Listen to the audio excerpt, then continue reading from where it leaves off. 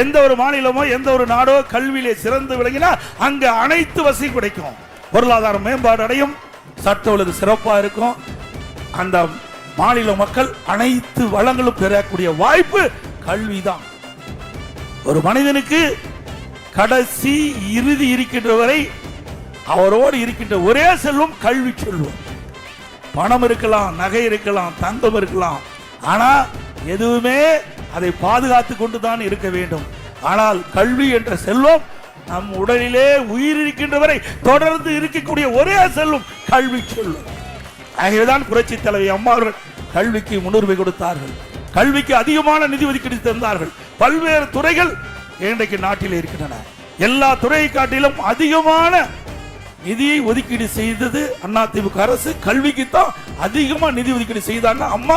அதை தொடர்ந்து அதிமுக அரசு கல்விக்கு அதிக நிதி ஒதுக்கீடு செஞ்சு இன்றைக்கு கல்வியிலே புரட்சி மறுமலர்ச்சியை ஏற்படுத்தி இன்றைக்கு கல்வி தமிழகத்திலே வளர்ந்திருக்கு என்று சொன்னால் அது அனைத்து இந்திய அண்ணா திராவிட முன்னேற்ற கழக அரசுக்கு தான் அந்த பெருமை.